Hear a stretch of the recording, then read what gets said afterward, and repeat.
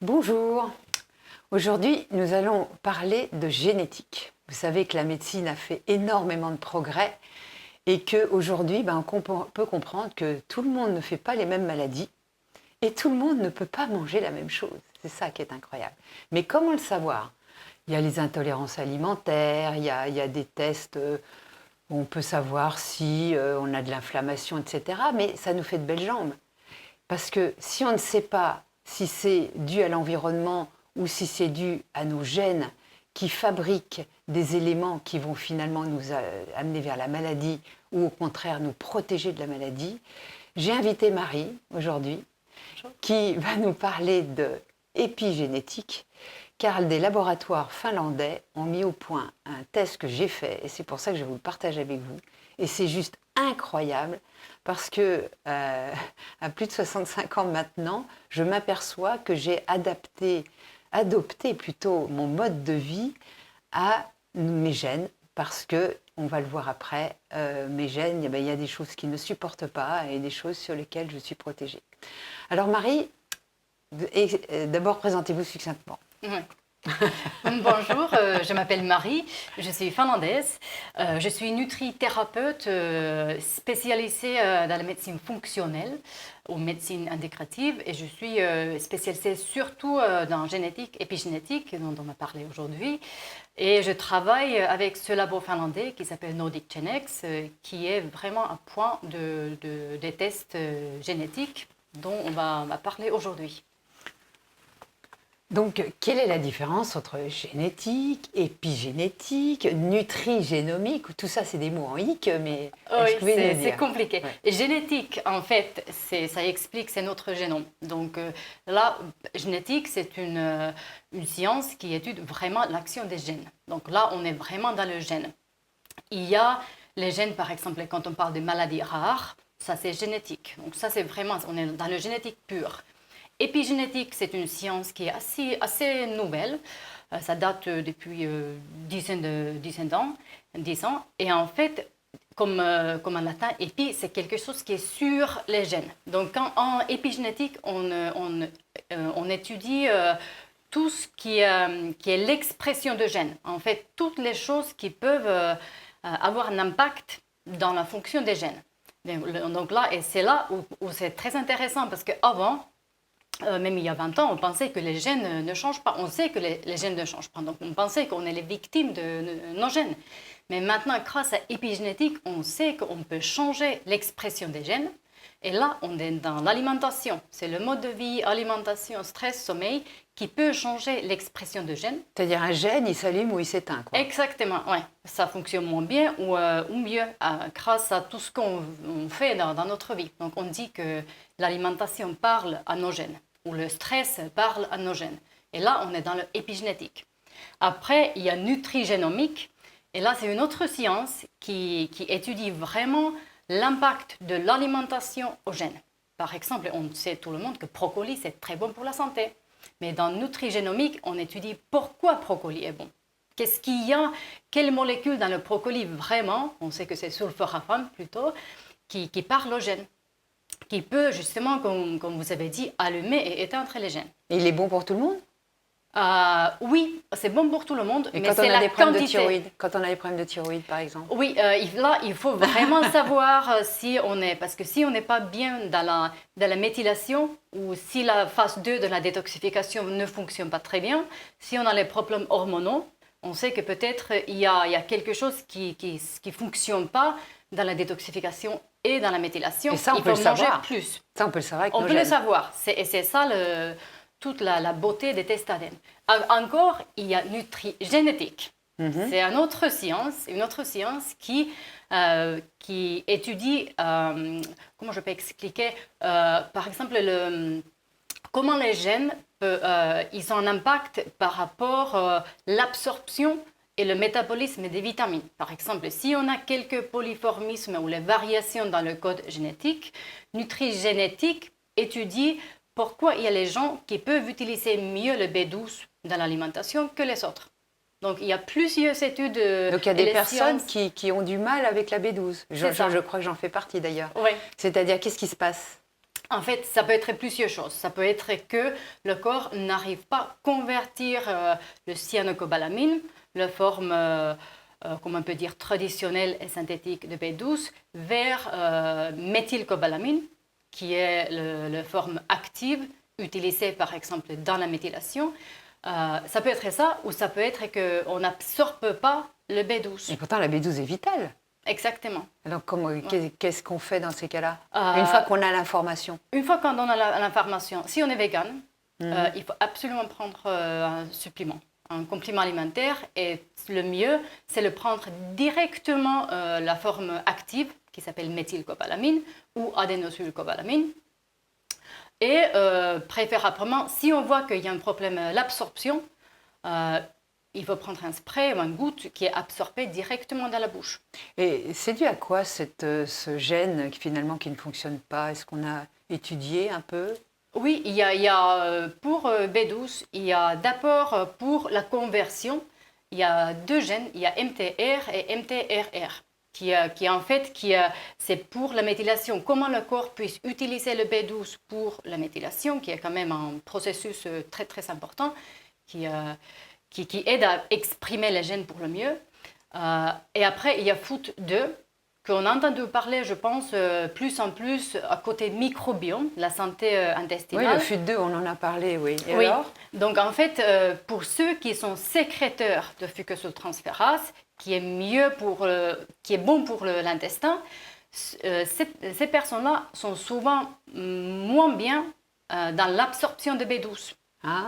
Donc, c'est... Et pourtant, bon, il y a 20% des Caucasiens, dont nous faisons partie, qui ne sont pas sécréteurs de FUT2. Exactement. Et si on est sécréteur, on a peut-être plus sensible d'avoir les maladies intestinales, comme la maladie de Crohn ou l'hyperperméabilité intestinale. Mais par contre, on absorbe mieux de B12 parce qu'on est moins et on a moins. Si on n'est pas sécréteur. Si on n'est pas sécréteur. Oui, si on est non sécréteur. On absorbe mieux B12.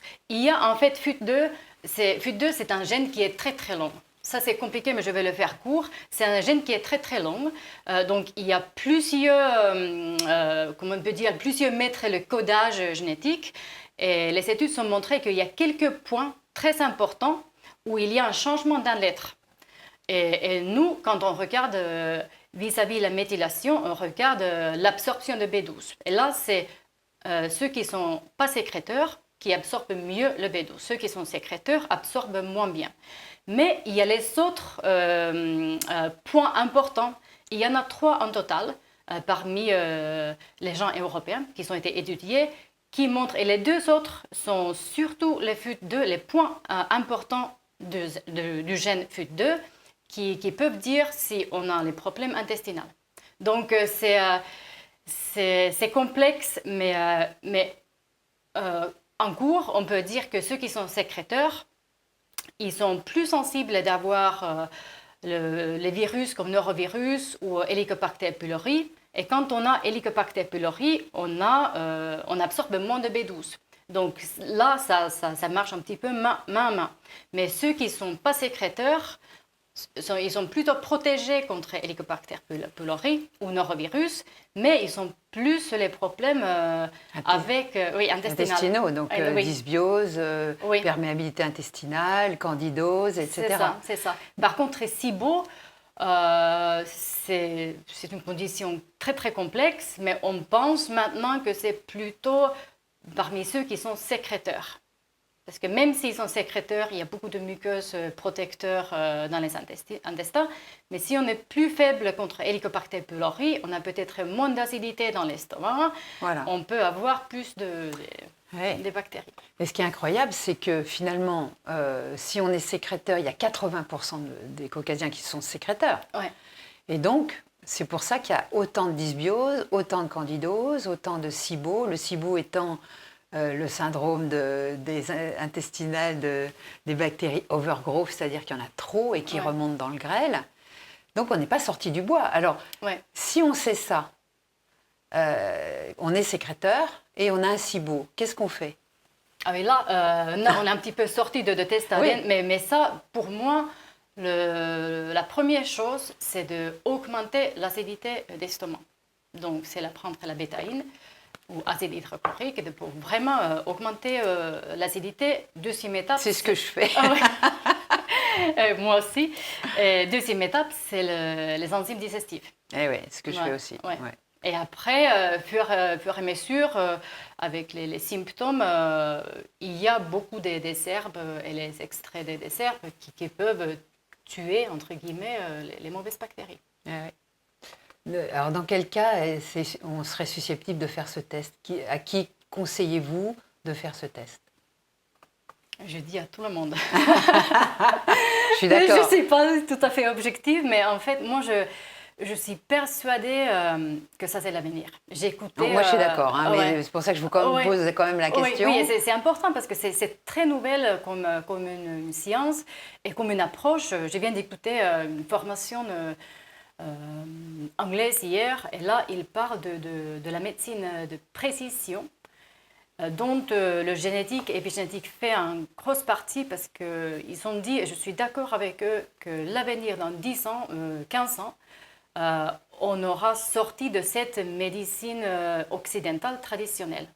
On fera plutôt une médecine fonctionnelle, targetée, vraiment, on sait individualisée. Oui, parce que là, quand on voit qu'on vaccine tout le monde, qu'on fait une médecine uniforme pour tout le monde, que les gens, juste par Internet, voient leur médecin, ils ne vous palpent même plus, ils ne prennent plus votre tension, ils ne regardent plus votre peau. Enfin, on est en train de faire une médecine complètement inefficace, d'ailleurs, qui ne protège pas. Ouais. Et qui est consommatrice de médicaments. Ouais. Et on ne regarde pas les racines, pourquoi on a tel et tel symptôme. Parce qu'on peut avoir les mêmes symptômes, mais la cause des symptômes peut être complètement différente. Absolument. Donc, voilà, je suis pour qu'on puisse faire vraiment une médecine et un traitement personnalisé, focusé pour telle et telle personne, tel et tel moment, telle et telle condition symptomatique. Je pense qu'un test ADN, c'est quand même... je trouve que c'est à la base. Et donc, justement, quand on voit quelles informations on en retire, j'ai fait faire mon test. Et dans mon test, on voit que finalement, je devrais être obèse, je devrais être diabétique. Et ce qui m'a interpellée, et c'est drôle, bon, la B12, je suis comme 80% des Caucasiens, je ne la supporte, enfin, on va dire que c'est un gène qui a des difficultés. Et ce qui m'a amusée, c'est que finalement, j'ai un gène qui m'empêche de produire des éléments qui pourraient me permettre de détoxifier les grillades, les xénobiotiques, tous les intrants chimiques. Ouais. Et ça, ce qui fait que j'ai mis au point un cuvapeur, le vitaliseur. Ouais. Et c'est drôle que, par intuition, j'ai arrêté, je n'ai pas mangé de grillade, ou je me méfiais, et les médicaments, je les supporte très mal. Donc, c'est quoi ce gène ? Le NAT2, en fait, c'est un gène... NAT2, c'est un gène qui fait partie de la détoxification phase 2. Donc, vraiment, l'élimination, surtout tout ce qui est grillade, qui est les polyamides, peut-être dans la station de pétrole, vous ne vous sentez pas bien, parce que là, il y a beaucoup des choses qui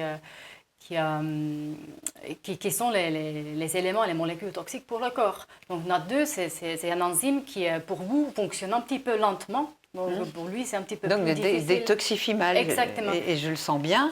Ouais. C'est pour ça que je trouve que, franchement, faire un test comme ça, quand on dit « Ah, j'ai des problèmes de foie, j'ai un foie fragile », c'est pas que vous avez un foie fragile, c'est que génétiquement, il est programmé à ne pas avoir des difficultés à vider ses poubelles.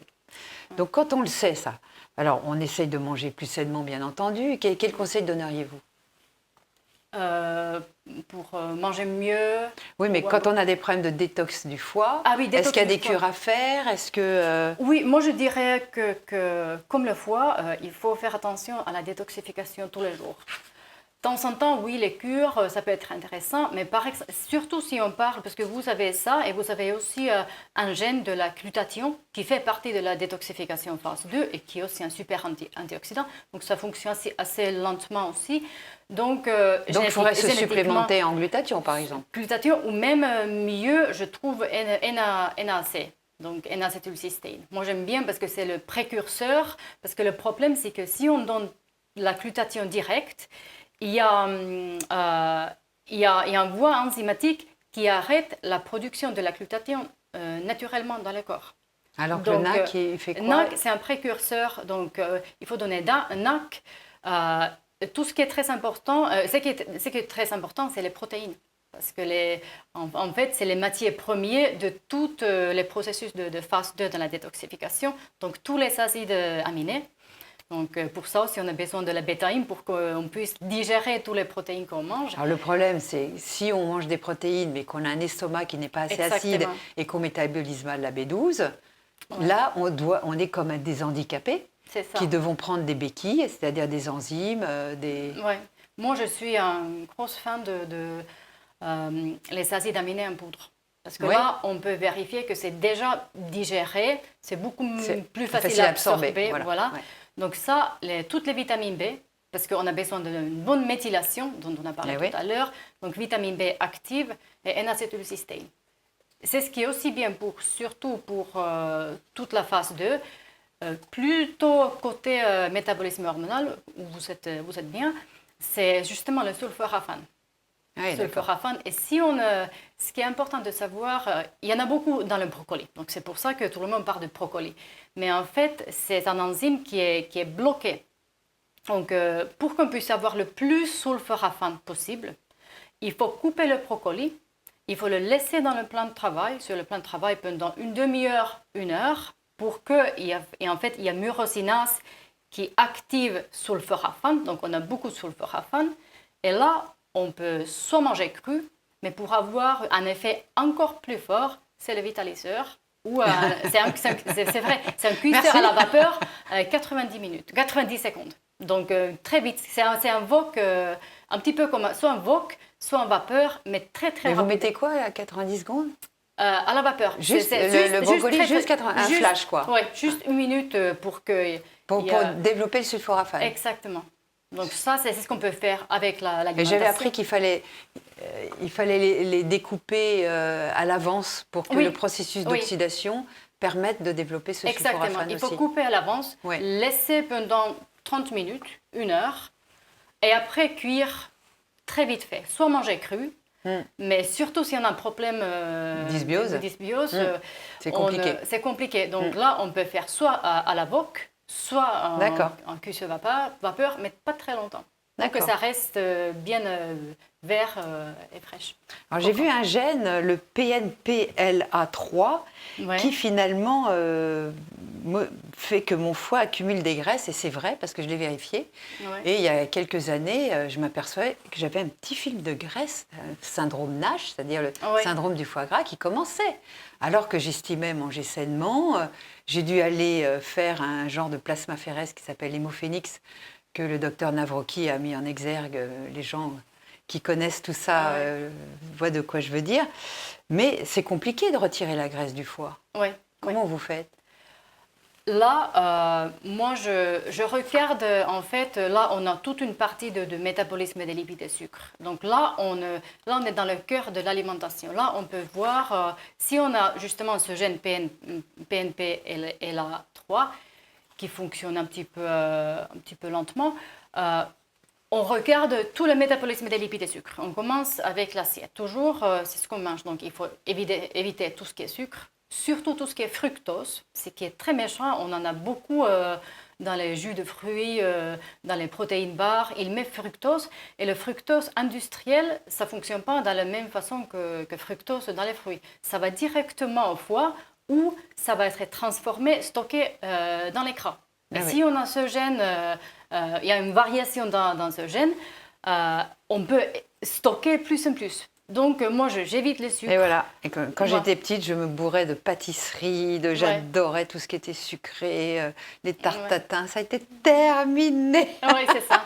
C'est ça. En fait, nous, il y a un médecin américain qui parle de dirty genes, donc en fait, les gènes sales. Et l'idée derrière, c'est que en fait, les gènes, ils ne sont pas sales ou nettes comme ça. On peut les salir et on peut les nettoyer. Et c'est On peut les nettoyer. On peut les nettoyer. Donc même si quand on voit le rapport, on voit beaucoup des rouges et jaunes. Ouais. Donc ça veut dire on ne parle pas des mutations. Donc ce n'est pas les mutations, c'est les petites variations. C'est un changement de 1 lettre dans le code génétique. Et on laisse ça des milliers. On a chacun entre nous, on a beaucoup de variations. Il y a quelques-unes qui sont importantes. Mais ils sont toujours, leur impact seul, c'est assez petit. Donc c'est pour ça que j'ai dit qu'on ne regarde jamais un seul gène en isolation. On regarde tout dans sa totalité. Et comme ça, on peut donner les conseils de l'alimentation ou le complément. Oui. Donc je vois aussi que j'ai des problématiques avec un gène qui me prédispose à l'inflammation silencieuse, mais aussi à la superoxydation, puisque je gère moins le stress oxydatif. Et on le voit avec les rides, on le voit avec tout ça. Et donc, j'aurais dû prendre des antioxydants depuis bien plus longtemps. Mais c'est pour ça que je trouve que faire cette analyse permet de faire de la prévention. Parce que les gènes, c'est dès votre naissance que vous pouvez le faire.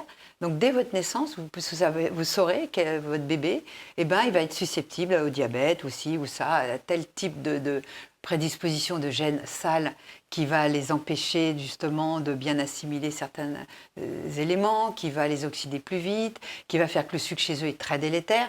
C'est pour ça qu'on comprend qu'on ne fait pas tous les mêmes maladies et que en prévention, si votre bébé il est prédisposé à être obèse et diabétique, vous n'allez pas lui donner du pain, des brioches à 5 heures.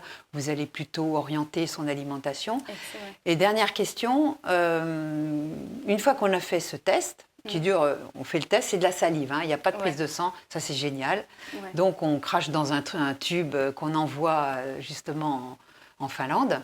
Et on a à peu près 2 mois après. Il faut être patient, le résultat. Ça va aller un petit peu plus vite maintenant. On a arrivé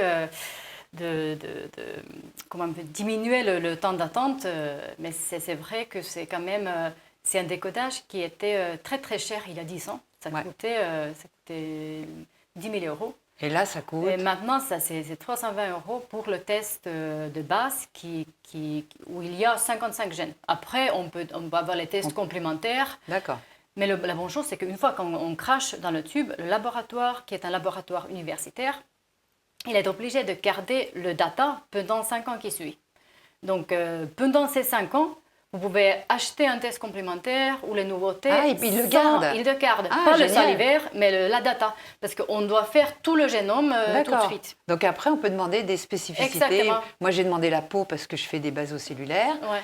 Et j'ai compris que c'était génétique. Aïe, aïe, aïe. Et donc, à chaque fois qu'on a le résultat, vous passez du temps avec les personnes. Oui, soit c'est moi. Pour l'instant, on forme les autres thérapeutes et les médecins pour que je ne suis pas obligée de le faire tout seul.